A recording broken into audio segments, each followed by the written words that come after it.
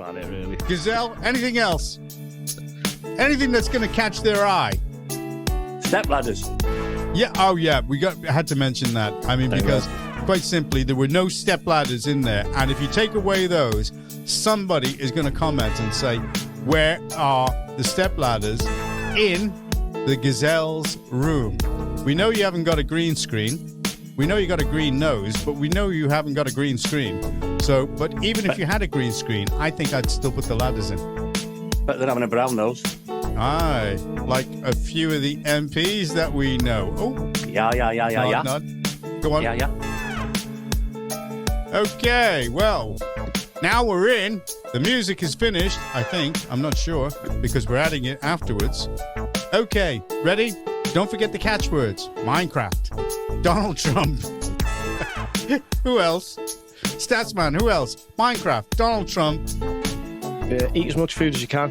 That's the one. Okay. Manchester United. Don't know why they're trending. What do you mean Man United? You mean Liverpool FC? Well, Somebody we seem turned to be round to trending me. more than Syria, so that's fun. Somebody turned round to me and they said, "Oh, the derby's been called off." And I looked at them and I said, "This was in the supermarket." And I went, "Oh, fear? Was it fear?" And you should have seen the look. I mean, most people are Evertonians. Very few people admit to being Liverpool FC fans. Okay, I don't know why, because there's more of them. Definitely more of them. But anyway, and when I said, "So, the derby was called off out of fear," and they looked at me, and I thought there was such hatred in those eyes. And that was only the kids looking at me. "I kill you." It reminded me of Ahmed, the dead terrorist. They're looking at me going, "I kill you." Not seen that for years. Oh, he's great, Ahmed. "I kill you." What do you think? Anyway, right, the podcast tonight, this is all about reform and its first 5 months in Parliament. I mean, they were locked in a little room, all five of them, all together, sitting there saying, "You can't come up with anything unless you get a question out to Lindsay Hoyle." So all five of them came up with a question. Where are we? How did we get here? Where's my room? So they got so many MPs, Trevor, right? So why are we here? How are the MPs performing? Has the party grown, structured, branches, membership? How have the party performed? Success in by-elections. We can't wait to see what happens in Frosby. Where's that? Is that a new one? That's the new one. That's Helsby and Frodsham put together, Frosby. Okay. And the future. Will they win more council seats? Seats in Parliament? Will Farage be PM in 2029? Trevor. Gazelle. Well, you Lamb Cannibal. You summed up all my notes in that one sentence. Go ahead. Why? Why? How? The need. What is it? Why are they here? Why are we where we are now? The need for reform is self-evident, isn't it? Self-evident. The political structure, it's in chaos. It's defunct. Yeah. It's finished. The two-party state, people have had enough. They're desperate and they're looking for an alternative. Yeah. What about the Social Democrat Party? Well, yeah. I've been chairman. What about the communists? I've been chairman. Oh, they're in already. I forgot. All the other parties. I've never said 1,000 times I've had more parties than Mick Jagger. They're small. They're never gonna to do anything. The rise. I'll have you know that the Lib Dums have got 75 MPs. Yeah, well, we've still not heard anything of them, have we? No. And this is about reform. It's not about the Lib Dums. Anyway, the rise of it. I mean, about 18 months ago, when I got involved, the membership was looking around about 18,000. And, you know, let's say around about 18 months, it's gone from 18,000 to a plus 100,000. I know, that's good going. Now, actually. If you project that in another few years, you could be looking at one of the largest party memberships in the country. You reckon? I'm not sure what the Conservatives are. The Conservatives are not that many more than 100,000, you know, at the moment. I don't even think it is 100,000. I think a lot of people have left the Conservatives. Well, maybe so. And well, maybe they so. We don't should. know. What a bunch of dastardly, traitorous pieces of political excrement the Conservatives are. Well, they are, aren't they? They're just looking for another gravy train, aren't they? Unfortunately, that's what they seem to be doing. Now, to be honest, you hear Labour spouting about wanting growth in the country and that we're doing these policies for getting growth and et cetera, et cetera. Now, the only growth that's going to hit them is reform. I believe that. I believe that reform in the next few years, they're going to be doubling that membership. Do you reckon that Elon is definitely still going to be given the money, because the rumours are that he's not going to be giving them the money? Well, I mean, that's up to him, isn't it? Will it be backdoor money? Well, like we don't know, do it? Ali and Starmer. Just imagine if he did. You know, I mean, that's just for the birds, isn't it? And like its predecessors as well, reform, it's been ridiculed and insulted time and time again now. And I personally think we're past that now, because it no longer works. People are not listening to it, as in the membership figures show. Yeah. People are not listening to it. So they're going to have to just stop going down that route. Now, as we mentioned off air, just the success of its first MPs. You mean in the green room? In the green room, yeah. I mean, mine's not green. Well, it is actually. It's Sage, you're right. There's another political party. Who brought that up? That's a good observation, that Mr. Landlord, in the green room, because it is actually green, and I've got some light grey. It's very light grey over there, but anyway, enough about my kitchen. I've noticed, and we've noticed that the ladder is back there because it was by the Christmas tree in your front room. It was, and I brought and it it's now back back for for the viewers' reasons. Yeah, because they were going to miss that. They don't miss your conversation, but they missed the ladder. Oh, they do, yeah, because you've actually commented on that. They do. They're very happy about the ladder and the dressing gown. Yeah, and the success of its MPs have proved that it's no longer just a talking shop. No. I mean, and one in particular, one MP that stands out at the minute is Rupert Lowe. Oh, he's brilliant, that guy. He's having Look at Statsman. Statsman is so excited by that man, aren't you, Statsman? Oh, he is. He's stunned. I can see it. Sorry. Rupert Lowe, yeah. Oh, come on. Sorry, no, I was just writing something down. Oh, no, he's the only one who's actually doing anything, isn't he? Let's face it. He is actually doing something, isn't he? He's having a great effect at the minute. I think he's rattling. He's rattling Parliament. He's having a go at Starmer, the immigrant figures. You know, he's asking the questions that they are not going to answer. Correct. And that's great. I mean, he's asking for accountability that they never give. Mm-hmm. Exactly that, isn't it? He's also asking why the future. I mean, let's look at the future of reform. He's asking some of the serious questions, like why are they treating the immigrants better than our own pensioners? Who the hell gives a damn about these people, because they've come in illegally? And he's just stating the case as it is. So I know. Well, he is stating the case. He is. So over to Stats there, because he wants to come in. I'll give way there. Yeah, I'm just going to mention one of the MPs that no one really talks about, and it's James McMurdoch. Now, according to some of the comments and some of his constituents in his area, he's actually campaigning really hard. He's working really hard in his area. He's doing things like he's trying to tackle homeless immigrants on the streets, send issues, a lot of the stuff we talk about, supporting food drives, food banks, children coming into the education system who can't speak English. He seems to be quite present in Parliament. He's been doing party political broadcasts regarding immigration and leaving the ECHR. I mean, you probably get the lefties saying he's nowhere to be seen, but that's what they're going to say, isn't it? But all I can go on is what I'm seeing and hearing, and it sounds quite positive. Well, one of Farage's residents in Clacton wrote a letter to him regarding a complaint, and Farage wrote to the particular government department, and the resident got a result. And the resident turned around and he said, say what you will about Farage, even though he's not actually that very often in the constituency. He said the government departments must fear him because they responded within an instant, right, of Farage sending them a letter. I mean, there you go. I mean, there is the Farage fear. Yeah, it's good though. I mean, that James, he's not the highest profile of the five of them, but it sounds like he's busy and he's doing stuff from what I've found. So fair play to him. You say one thing that struck me then, Stats, is that you said that he's doing a lot of what we've mentioned. Correct. Yeah. The immigration Are they seems listening? to be... Are they listening to us?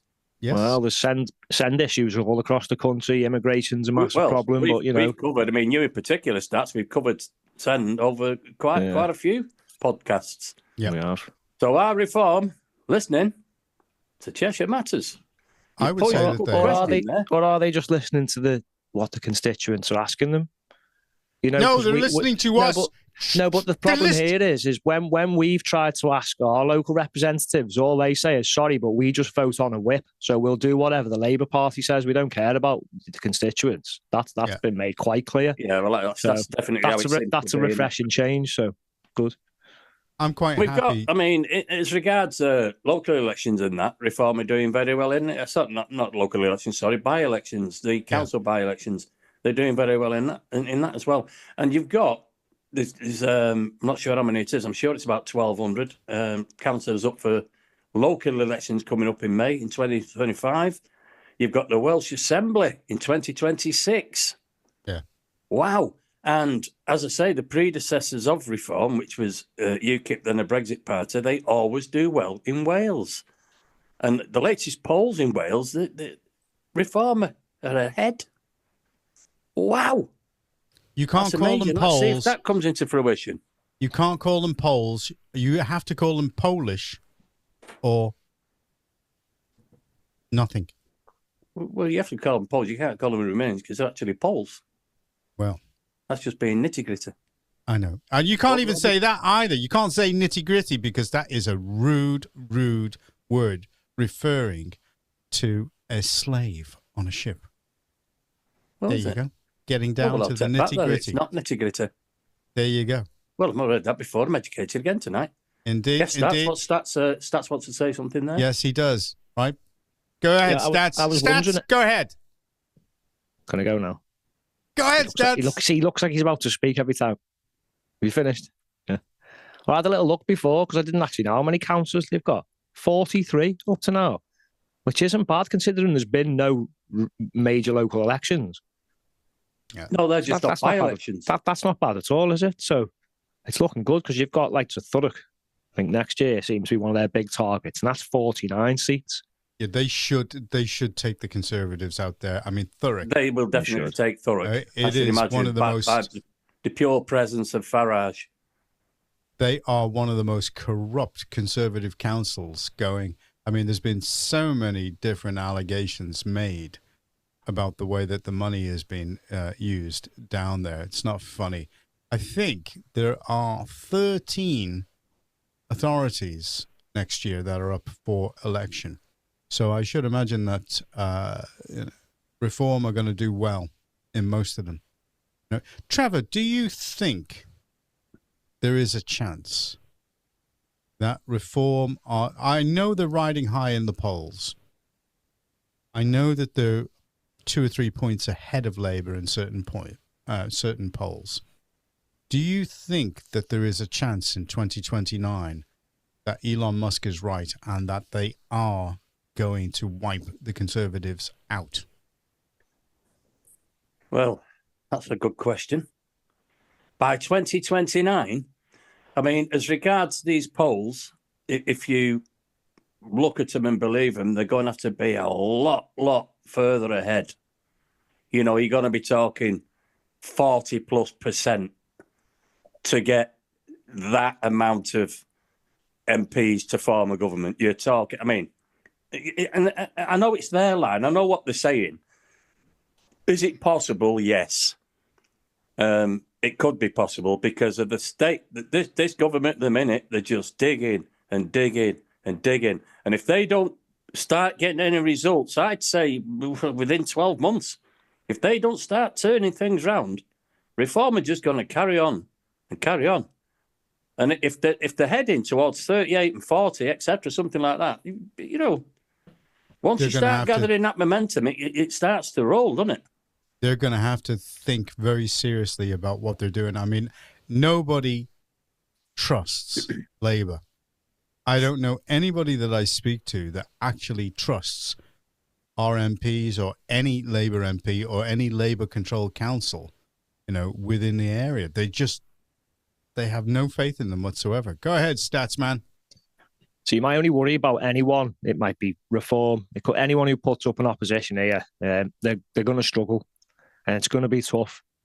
Everyone's going to gang up against them. Look at France as an example. So everyone just ganged up on Le Pen's party, basically. And then you go to Germany, and they're literally trying to ban the AfD. Then you move to the United States of America, and they literally tried to put Trump, all his mates, everyone, just jail them all, make them criminals. It's going to, even if they get a sniff of power, they are going to do everything they can to scupper this. So we need someone with a big pair of testicles to take this on. Oh, yeah. Yeah, but what they've done before, Mark, this has been going on for years. We're going to find out. This has been going on for years. It's happened with, I keep saying it, but it happened with UKIP. The Brexit Party was slightly different because that was purely designed for one reason, and that was proportional representation. And look what that did. They absolutely wiped the floor with any opposition on that one. Yeah. And now you've got to reform. And as I said earlier, the insults and all the other stuff that's been thrown at reform, it's just bouncing off. Reform is still growing and growing. Yeah. It's not going to. And then we've got the first past the post as well, which everybody complains about. I myself complains about it. I campaign against it. But as at the point of Le Pen and the other ones, they're all proportional representations around France and Germany normally. So that's when they can gang up and against them. So, that's probably a side of that particular proportional representation that you might not want. That again, there is once we start gaining reading. momentum, it's got to be difficult to stop because, like I say, Labour's getting worse and the Conservatives are coming up with absolutely nothing. In fact, they're starting to creep across to Reform now, looking for the next gravy train, which I personally don't agree with. Well, that there was a reading. That's what we've got. There was a reading in the House, to put forward by the Lib Dems, proportional representation. So fair dues to them. They managed to get across the first hurdle, but I don't think it's going to go anywhere. It was one of them 10-minute motion thing, whatever it's called. Right. They don't lead to legislation, but it's just a fair step in letting them know something's got to change because as the Lib Dems, they went through the amount of Labour MPs who've been voting on such small majorities. There's a handful of them, less than 30%. Yeah. They obviously explained how many seats Labour won on such a small majority. They explained the problem with the Conservatives when their last election. It's not great, this voting system. No, but we've done this before. We had the Lib Dems, the Dodo Lib Party, Dems. I call them. I call them the Dodo Party because they're due to be extinct. They keep bouncing back, but they will do one day. They'll just disappear. Nick Clegg, when they was in the coalition, brought about the referendum for proportional representation, and he made an absolute cock-up of it. He picked a particular one that nobody was interested in whatsoever. That's why it never got anywhere. Yeah. He didn't campaign on it properly. He had the chance, and he, again, messed it up. Well, that guy is about to go into oblivion because he started picking on Musk and Trump because he's with Facebook. Yeah, £15 million a year. I think he's going to be history when Trump comes in because there's going to be retribution. There is going to be payback. But let's hope that the money starts to come Reform's way because that is what they need.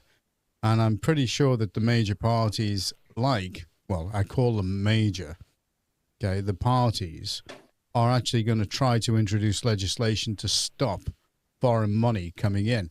Well, if that's the case, well, then there's going to be a lot of their own funding going to take a bit of a hit. Exactly. So that's not going to happen. No. And So- I've had this figure from the past anyway, that whether it was like the smaller parties that start getting larger, i.e. UKIP, I'm going to keep going over that, but it is the point. Now, once you start polling round about 20%, 18 to 20% in any polls, the investors start to look and start to move in. And I should imagine with the Conservative Party being in the state that it's in at the moment, I should imagine that a lot of investors will be looking at reform. Well, do you think, and this is one for stats as well, do you think that the emergence of BlackRock and Vanguard, at number 10, do you think that is the sign of things to come as far as funding for Labour are concerned? I think Labour are actually flapping big time. Now Starmer's also off round the Middle East. You know why, don't you? Because he's absolutely flunking at home and he's struggling for investment. So he's off now probably begging the Arabs for money, which isn't going to go well. I believe he wants them to invest in our nuclear. So they're not learning the lessons, are they? About our infrastructure and handing it over to the foreigners. Yeah. True enough. Well, absolute echoes. Well, okay. Well, that was a great discussion, a very positive discussion about reform. And we know that the Gazelle feels that they are going places. Is that not right, Gazelle? Well, I do. I can only go on the evidence I see. And if they keep everything together and get the branches formed, you get that structure, get those grassroots down, then yes, I think you're going to have a problem stopping them. Okay, well, we're coming to the end of that podcast. We have to say good night. Good night, good night. And yet once more, repeat that farewell strain. Go ahead, Stats. I was going to tell some jokes. I've got loads about unemployed people, but sadly none of them work, so I won't. Yeah, and I just got a quick one while we was on about the Middle East earlier on. And where's Keir Starmer's in the Middle East, is it? Yep. Well, might be something to do with him, because somebody got caught stealing a load of mascara in Saudi Arabia, and they got 50 lashes. Ooh, so I can leave you that one. Bitchy. Yeah, it might have been Starmer. Okay, you know what that sign means? That means, like, wrap it up now. Time to go. I thought he was waving at me. Say good night. Say good night. Good night to our lovely listeners. Thanks for tuning in. Don't forget. Good night, everybody, and don't forget to vote reform. Did you see how he interrupted you there, Stats? I did. Okay, that's disgusting. Good luck editing that one, mate.